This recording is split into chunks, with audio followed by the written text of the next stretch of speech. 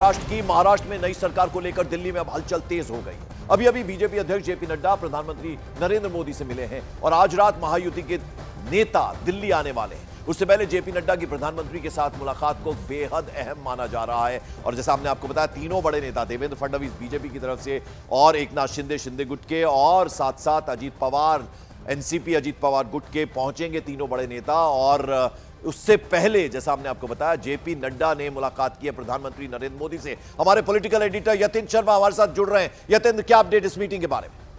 तभी कुछ देर पहले ही बीजेपी के राष्ट्रीय अध्यक्ष कैबिनेट मिनिस्टर जेपी नड्डा प्रधानमंत्री नरेंद्र मोदी से मिलने पहुंचे, क्योंकि आज शाम को एक अहम बैठक महायुति को लेकर गृह मंत्री अमित शाह और बीजेपी अध्यक्ष जेपी नड्डा के साथ होगी, जिसमें एकनाथ शिंदे और अजीत पवार शामिल होंगे। और महाराष्ट्र सरकार का स्वरूप क्या होगा, उसमें सीएम कौन होगा, किसके पास कौन से मंत्रालय होंगे, कितने कितने मंत्री किसके डिपार्टमेंट से बनेंगे, ये इसको लेकर आज शाम को होने वाली मीटिंग में चर्चा की जाएगी। तो उससे पहले जेपी नड्डा प्रधानमंत्री नरेंद्र मोदी से मिलने पहुंच गए हैं। देखिए, सबसे बड़ी खबर जो दर्शक जानना चाहेंगे, आप उस पे से सस्पेंस पे से पर्दा हटाइए ना, क्योंकि देखिए बीजेपी को कोई समझ नहीं पाया आज तक। देवेंद्र फडणवीस लगता है वही बनेंगे, लेकिन क्या इसमें कुछ आखिरी मोमेंट पे बदलाव हो सकता है?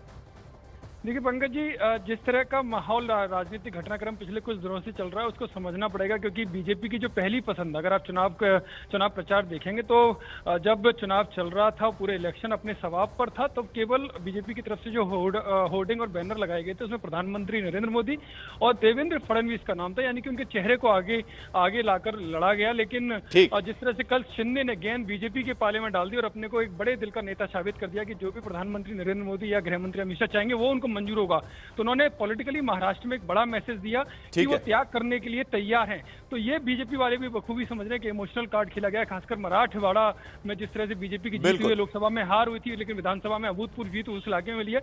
तो ऐसे में बीजेपी कोई खेल खराब नहीं करना चाहेगी आगे के भविष्य को ध्यान में रखते हुए।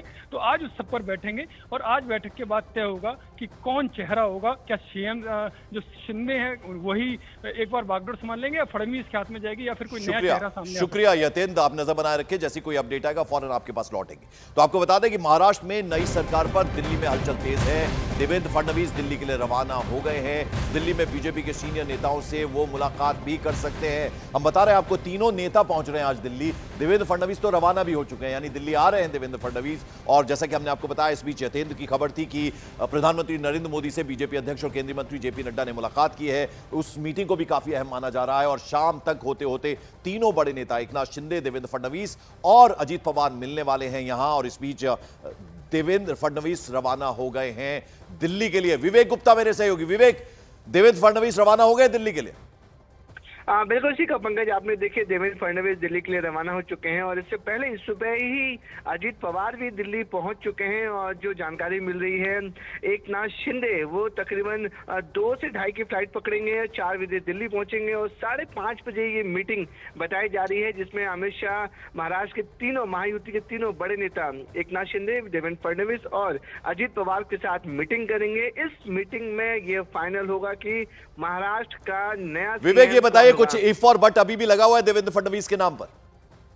देखिए पंकज, देखिए इफ एंड बट तो बीजेपी में हमेशा लगा रहता है, क्योंकि बीजेपी लास्ट मोमेंट पर किसको सीएम बना देगी ये किसी को पता नहीं रहता है। देखिए अब मध्य प्रदेश की बात करें, राजस्थान की बात करें, लास्ट मोमेंट पर किसको सीएम बनेगा इसका अंदाजा किसी को नहीं था। तो ये ऐसे ही हालात महाराष्ट्र में बने हुए हैं, लेकिन 90% जो चांसेस हैं कि देवेंद्र फडणवीस को चुनाव बना जाएगा। उसके पीछे सबसे बड़ी वजह ये 10% बहुत बड़ा गैप बता दिया विवेक आपने। पंकज, अपना सवाल 10% बहुत ज्यादा गैप बता दिया आपने।